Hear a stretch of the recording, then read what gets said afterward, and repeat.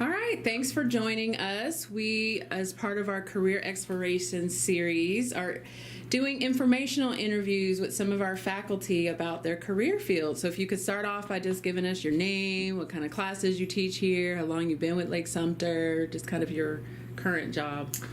My name is J. Patrick Rader. I'm on the English faculty. I teach ENC 1101, ENC 1102, and Literature 2000. I've been at Lake Sumter State College. This is my fifth year, I think, fourth or fifth year. I started at UCF as a graduate teaching assistant. Then I taught in corporate America, and I came here in 2014, 2012 maybe, as an adjunct. And I've been full-time faculty for about 4 years now. So. All right, that leads me into your career path. Where did you go to college? Kind of what was your program that you studied? I am a non-traditional student. The degree that I currently hold is a Master of Fine Arts in Creative Writing that I received from the University of Central Florida in 2007. While I was at school, I worked on the literary magazine. I worked on one of the school newspapers. I worked on, back in those days, when you registered for classes, you actually got a hard copy, a book, to register for courses. And I helped edit that and write that book. And I worked on a lot of the UCF websites while I was in school. And so from there, from UCF, I just got freelance jobs. One of the things, I guess the most important lesson I have to say coming out of college as a writer for people who want to be professional writers, notice the air quotes, is that you have to be willing to write for anyone. You have to be willing to write stuff you don't agree with. You have to be willing to work for people that you don't agree with. Your job as a professional writer, especially in corporate America, your opinion doesn't matter. Your ideas don't matter. It's the idea of the person you are writing for or the company that you are writing for. And so you have to be willing to maybe work for somebody that you don't agree with morally or philosophically, but they will pay the bills. And as a writer, you have to make that sacrifice, especially early on. You have to be willing to do that. When I got out of college, I worked in the finance industry. I hate finances. I hate money, and I hate people who just love to make money. But it was a paying gig. And so you have to be willing to make those kind of sacrifices and work in relatively unpleasant environments until you can get to a place where you are writing what you want to write. As a professional writer, we all have our great American novel or our great American screenplay. We all have that thing that we're working on, but we have to do things that pay the bills. And more often than not, we just think, oh, I'm going to sell my first screenplay, and then I'll be set for life from there, and I can just work writing screenplays and books, and that's not how it works at all. I've been a professional writer for 25 years now, and still working on my book, still trying to sell a screenplay, but I've written menus for restaurants, so people have gotten to see my work that way. You have to be willing to ghostwrite and write for people and not get your name on it and not receive any credit. Those gigs pay very well, and if you're willing to write for somebody and give them all the credit, you can actually make some pretty good money. So how did you know you wanted to be a writer? Was that something you just always gravitated toward English? Because nowadays students they like writing on the side, but they clearly think there's no way I can make any money off of that. So they shy away from majoring in English or saying I want to be a writer. So I was a bookworm, and I was a latchkey kid. So when I came home, there was just me or older siblings. And if your older brother, this was back in the days when we didn't have cable TV, so if my brother wanted to watch something on TV and it wasn't what I wanted to watch, guess what? We watched what my older brother wanted to watch on TV. So I read. I read a lot. I still read a lot, which is very important. If you want to be a writer, you have to read, and you have to read every day, and you have to write every day. And so back in high school, I made that commitment where I would write 1 hour a day. Okay. I still do that to this day. And it may not necessarily be creating something new, it may be editing other work, but for at least 1 hour a day, sit down and write undisturbed. And usually that hour nowadays turns into 6 hours or a whole day. But it has to be something that you want to do. Gotcha. So what challenges did you face in college? And like, what did you discover, whether it was about yourself or about, like you said, becoming a professional writer, or because you said you majored in fine arts, so you didn't major in English. My bachelor's degree is in creative writing. Okay. And then I have a Master of Fine Arts in creative nonfiction. Okay. Which, that's where, we all want to be fiction writers. Like I said, everybody's got a book, everybody's got a screenplay in them, everybody's got a book of poetry. And so we all write fiction, but that's not where the jobs are. Okay. I would challenge you to get a minor in technical writing, or take elective courses in technical writing. If you don't and this is the biggest lesson that I learned. If you don't have something online, either your own blog or your own website, or you're posting to another blog or another website, you're not out there. Especially in the 21st century, digital media, digital writing, and internet text are important. So if you're thinking about being a professional writer and you do not have your own website, you're already behind. Okay. So I think you touched upon it, but when you first graduated, what was your first job? And would you say, as it relates to writing, not so much the teaching, because I know you Right. Well, the teaching. I came from corporate America to teaching, and so I don't have I'm not an academic per se. So talk about that first job in corporate. That first job in corporate. First I had to wait tables. Okay. I waited tables and tended bar for Bennigan's, and of course, I'm writing and doing poetry slams and collaborating with other writers and student filmmakers and student actors and actresses.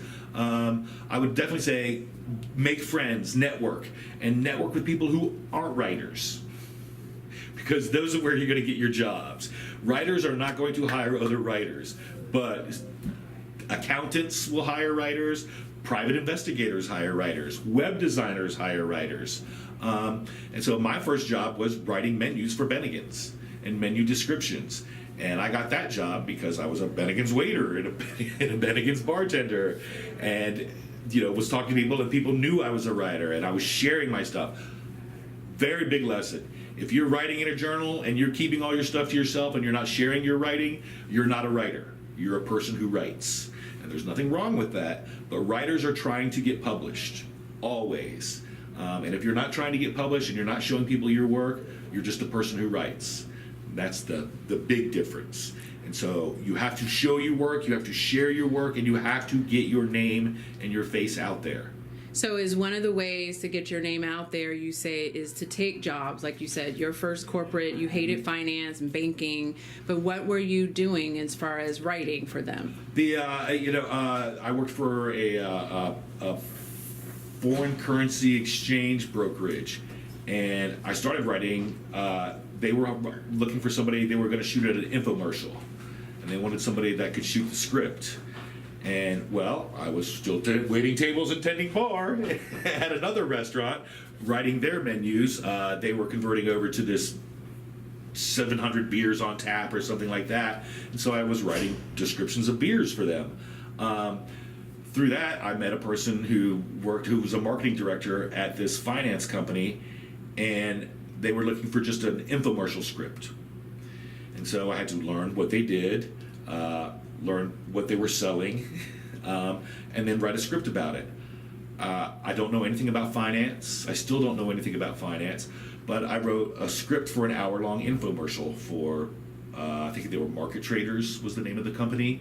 And I think you can even still see that infomercial late at night. Okay. And so if you're gonna, especially when you're starting out, you're not gonna have a job as a writer. So talk about that. What was the position, or now, what would those positions be titled? Is it more under marketing? I look at marketing, web design. You may not be the best web designer. I'm not the world's best web designer by any stretch of the imagination, but I do know some HTML coding. And So what would you advise students who want to major in English or creative writing? Are there additional, maybe a minor or double major that would help them get those types of jobs first? I would definitely say you need to minor or double major. If you're not wanting to go the academic route and become a teacher, definitely anything, anything that you're interested in. If you want to write about business, be a business minor. Okay. Communications, public relations, PR, advertising. Okay. I would even challenge you if you're really serious about being a writer and working in a very specific field. I want to write ads, and advertisement, that always segues into production and television and movies. But I would say major in that field first and minor in writing. Gotcha. I would say don't make writing your major. Don't make English your major. Make that your minor. Because I found that it was the business experience and the fact that you're a writer is a perk for these companies. And they think, corporate America thinks that anybody can write. So you have to show them that I have these skills and I can write. And show them the difference between a writer and someone who's not a writer. So writing for digital, whether it's an online newspaper, online magazine or journal, that's very different type of writing. Is that being taught nowadays? How do you pick that skill up? No. Again, I would say I would challenge you to have your own website, write your own news stories. If you want to be a reporter, go out there and investigate a story that you're interested in. Don't wait because even when you, especially in this 21st century, if you're working for a periodical, an online magazine, or a newspaper, they're not going to say, oh, we want a story on this. They're going to say, what story ideas do you have? What stories are you bringing? And that's also a great way, if you're interested in being an investigative journalist, go out there and write a story and send it to multiple places. When I was first starting out, you had to send your stories or your ideas to one publisher at a time. And you had to wait until you heard back from them. And then you sent it out again if they didn't want it, and you sent it to another publisher. But this is the 21st century, and they take the shotgun approach. And you've got something written, you send it out to as many people as you can. So now I see people who do more independent publishing. What's that in relation to a big publishing firm? Because I've seen people put out books, and I'm like, how are you putting out these books so quickly? Yeah, there are people that self-publishing. You can literally go online and self-publish. There are corporate. This is something I probably should have mentioned earlier. There are corporate writing agencies, and they're not just for writers. They're headhunters, for lack of a better word, and they hire people to do short-term jobs. And most writers, that's what you're going to get, is a short-term gig work, we call it. Okay. And you'll work for a company for a month or 2 months or 3 months or 6 months or a year. And these placement services will put you there. The company that I worked for when I first started, it was Aquent, Aquent, and they found jobs for web designers, writers, tech writers, all that sorts of things. And that was a great place to start. You can come in with your school portfolio, because as you're in school, you're putting together, I would hope you're building a portfolio, or you have your website and you have your live blog, and you can post your work there and show it. And those agencies are excellent, because they're going to be the lower paying jobs, and they're going to be the jobs that nobody wants, and they're probably only going to be for a couple of weeks or a couple of months. And so those are excellent places. Like I said, any job placement company, they may charge you at first when they place you for a job a little bit. The good ones won't. They'll charge the companies that are looking for you. But yeah, if you can get on with a hiring service, so that always helps. What would you say are the most and least rewarding aspects? So if someone was to major in English, creative writing, or even if that was their minor and they focused in on communications or strategic communications or the most business. rewarding part of your job is that even if it's like I remember even reading a Bennigan's menu and for the first time and seeing my own writing in it. And then I remember specifically I was working for a gentleman who got into some legal trouble, and I wrote a letter of apology for him.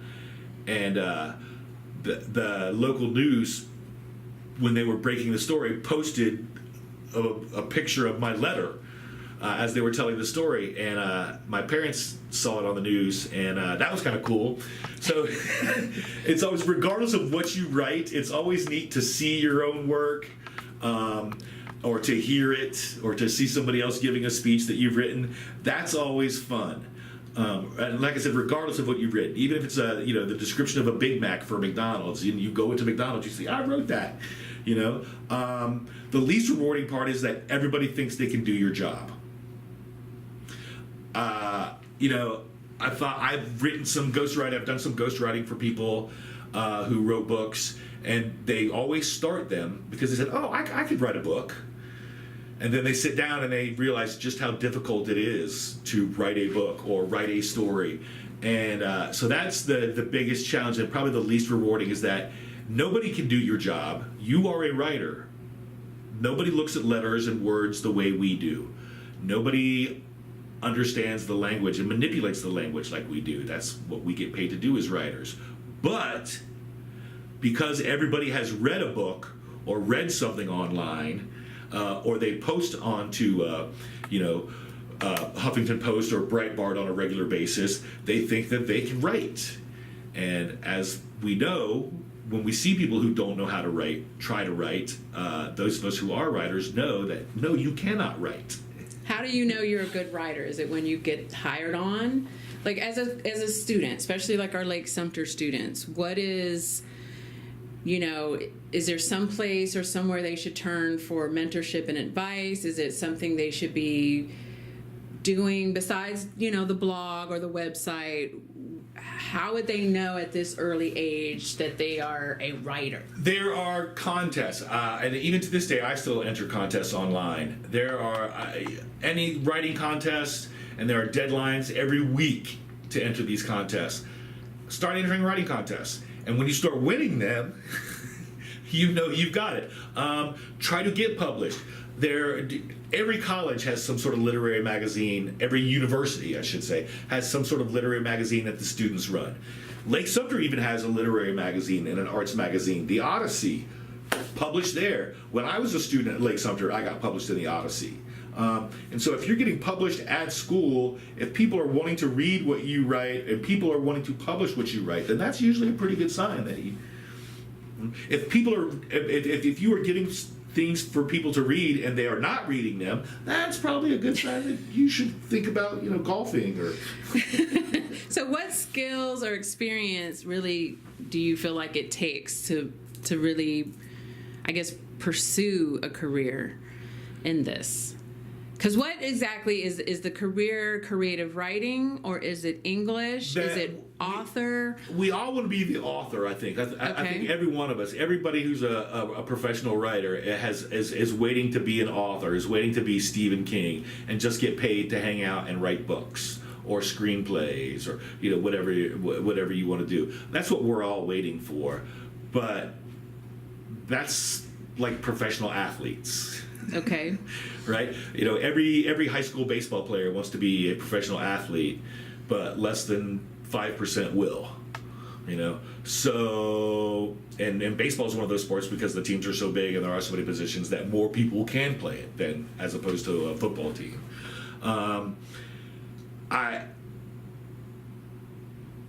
You have to be. I lived out of my truck for 6 months. Because I didn't want to take a job. With an English degree, you can pretty much get hired to do anything. Well, talk about that, because that's why a lot of students shy away from English, regardless if they write all the time, they love writing. They won't major in English because they're like, what can I don't want to teach. So right. I don't want to be a high school English teacher. And that's, like I said, it was my experience when I worked with people, especially in management. I worked in hospitality management, restaurants, hotels. I worked in marketing. Because I had that degree in English, it showed I was teachable. Mm-hmm. I was educable. I could learn things, and B, because it was English, I could write and I could communicate. And writers are usually pretty good communicators. They can usually speak well. So would it be better to major in communications or even well, as like a writer, advertising or marketing? I have beef with communications majors. I don't think that's a real major. Okay. Well, what about advertising or marketing? But like I said, marketing, advertising, public relations, tech writing. People have to write instructions. In textbooks. In textbooks, exactly. I wrote a catalog description for commercial fishing nets. Things like that. I wrote a product description for these night vision goggles that a company made. Put yourself out there. Get on Craigslist. You would be surprised how many writing gigs are on Craigslist. Write for your family members. Are those gigs, they want you to have a bachelor's, master's, or is it something as a Lake Sumter student they can start getting some of those gigs now and start building those? I think as a student, certainly you can find work because you say, I'm an English major. At the schools, like I said, I got a job at UCF as a student, as an undergrad at UCF, working on the catalog, working on the class catalog. Just because I went to the various departments, they said, "Hey, this department, the registrar's office was hiring." So I went there and I said, "Hey, I'd like a job at the registrar." And they said, "What can you do?" And I said, "I'm a writer." They're like, "Oh, cool. You can get the boring job."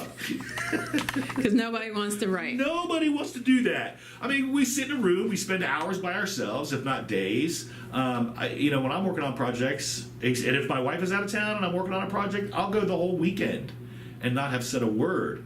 And that shocks a lot of people because I'm loud. But that's appealing to some students who are more introverted. They don't necessarily want to be all social and in front of a lot of people. That probably is appealing. And so, and if that's the case, if it's more because I just like words, whether they're written or spoken. I love the language, and I love playing with words, and I love writing things and that have multiple meanings. That's why I love literary criticism. But if you just want to be a writer, and you're not necessarily, and you're more introverted than, because I'm extroverted, especially for a writer, I'm very extroverted. Look at tech writing, technical writing. That field is crazy. There are always looking for jobs. That is there are not enough tech writers. And what's the special skill for tech writing? There are technical writing courses. I would say take those as I took them as electives. The thing is, I want to take a fun one. I would say as a writing major and as an English major, your electives cannot be fun stuff. Your electives have to be those other skills, web design, technical writing, a foreign language. Translation is a great career. Judith Hemmeschmeyer, who was my thesis advisor and on my thesis committee, she was famous for translating a Russian poet, Wisława Szymborska. I don't know if you know her or not. But she wrote her own things, but she made her name for herself by translating other people's works. So, if you're not a native English speaker, that should by no means be an inhibitor. And if you are a native English speaker, maybe think about learning a foreign language.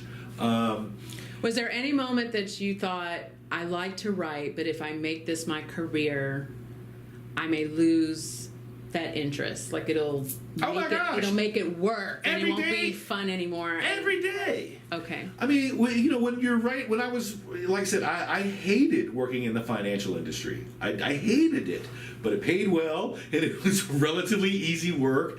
But it was a 9 to 5, and everybody had their 2 cents in.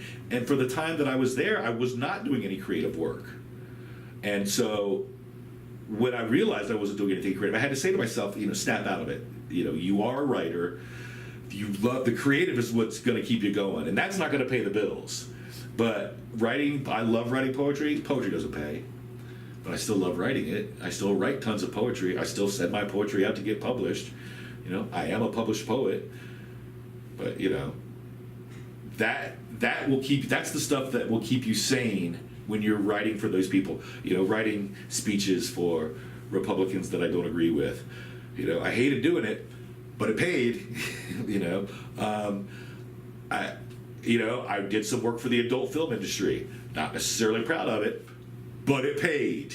You have to be willing. That's the sacrifice. That's the biggest sacrifice that you'll make. Is you're gonna do things that you don't like and you don't agree with. Like I said in the beginning, but you want to get paid. And any professional writer will tell you we prostitute ourselves. So how realistic is it? Because I hear a lot of students say they may want to go into publishing or editing or working for, publishing companies. Are those going out now that we're more digital? Those types of positions are? How realistic are those types of positions? They're not realistic anymore. You know, most people don't even have. There was a time when every corporation had an in-house copy staff. They were. When I first started working for Bennigan's, there were in-house writers. That was their job. They were copywriters, and then they had their bosses were the copy editors. And so and the writers just wrote things, and then the editors edit them and went through the publishing process. Now it's all self-contained. You are the writer, you are the editor, you are the publisher, and so that's why you see. What about journalism? Is it the same now that? I mean, there's some newspapers still being printed. Right, and there are some magazines that are still, I was just interviewed by a magazine here recently, and they have a whole staff of writers. They don't get paid as well. You know, you're paid by the letter normally or by the word. And as your articles sell more magazines or sell more newspapers or get more letters to the editor written, then that's a way to increase your pay.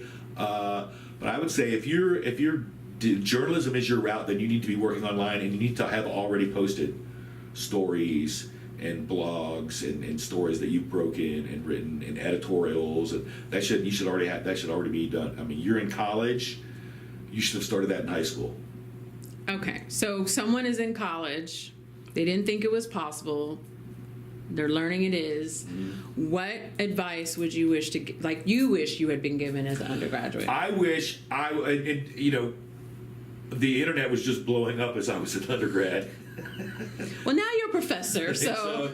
But I would say if you are in college and you do not have your own website where you are posting your own material, you need to stop this video and make that happen right now. Go get your domain name, go get your website, and pay the I think it's $12 initially and then $5 a year, something ridiculous like that for your website, and make it happen. And then that way, because you can always say, oh, check out my website. Do you have a business card?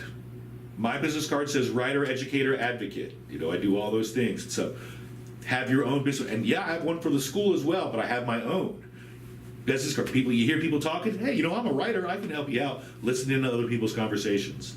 Most definitely. Are there any associations? Are there writer conferences or retreats or anything that you go to? There's the Association of Writing Professionals, the AWP. There's I think there's the Association of Florida Writers. There's the Florida Writers Group. There's the National Writers Association. There are any sorts of associations, definitely. And if that's the route you want to go, I would encourage you by all means. I've been to conferences.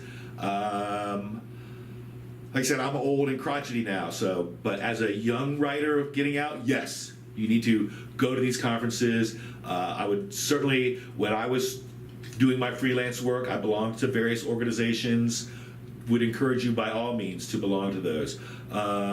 If you get a chance to get any kind of certification, a Microsoft certification even, and I was Microsoft Word certified. Why? Writers use Word all the time. That certification alone got me into the door. Writing resumes for people. To this day, I still make a nice little side gig writing resumes for people.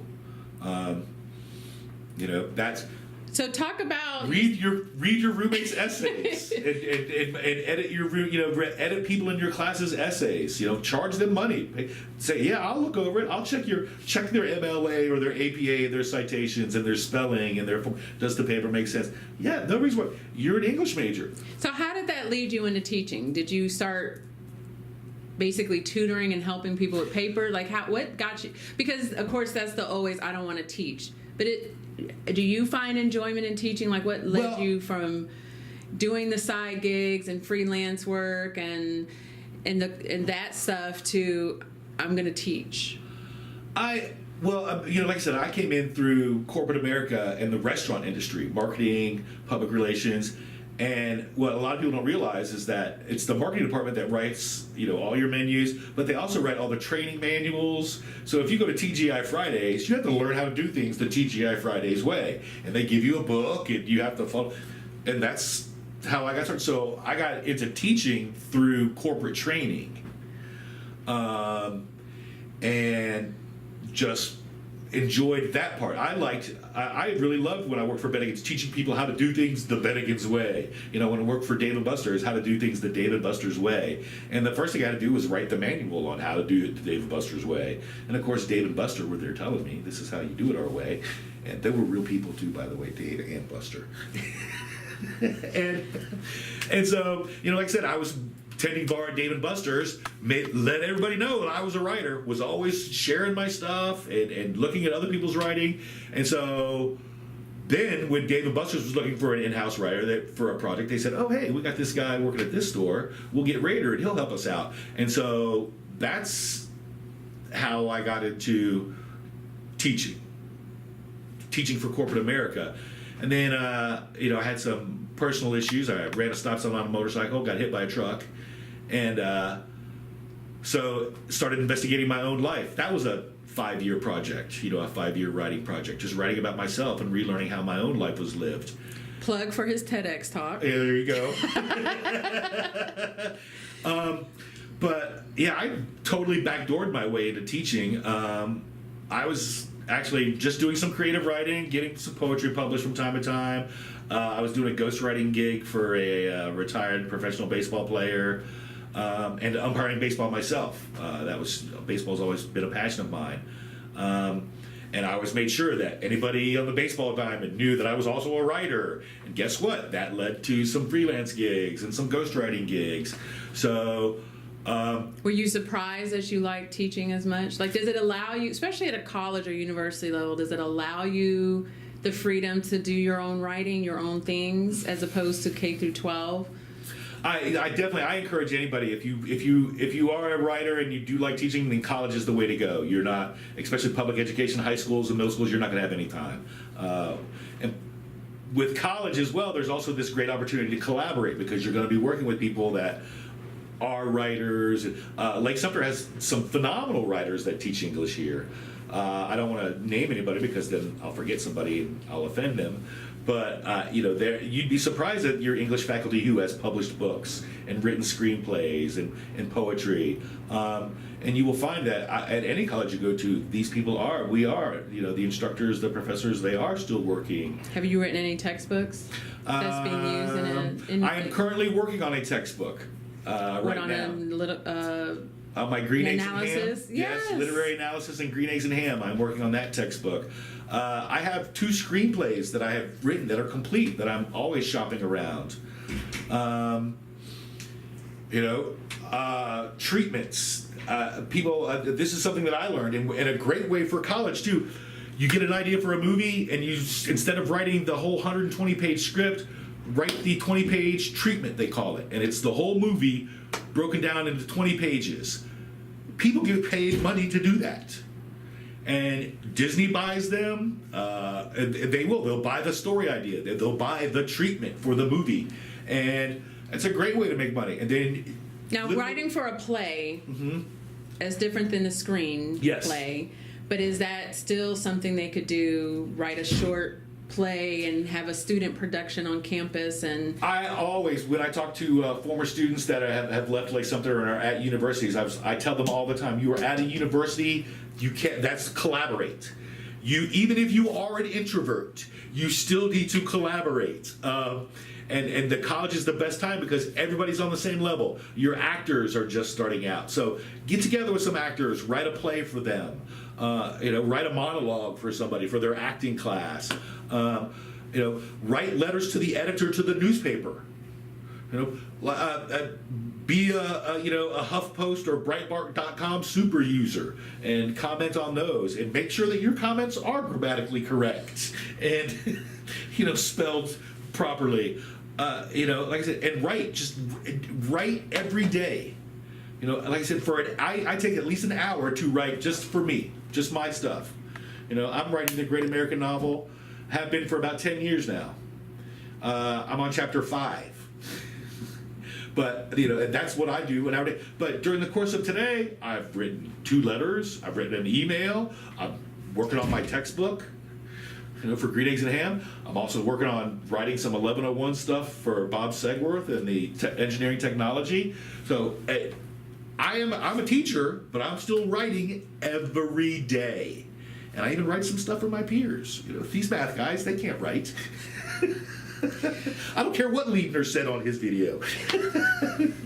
Well, or history, all of that. So what I'm hearing you say, if you really love writing in English and the word and all of that, is to find what you also have other interest in and passion about, whether it's horses, whether that's fishing, whether that's baseball, and make that sort of what you pursue, but then adding the English and creative writing will hopefully open more doors as a writer. Regardless, whatever field you work in, there always is going to be a need for a writer. At some point, even, like I said, even when I was just tending bar at a mom and pop bar, they were putting together a beer menu. Hey, I can do that for you.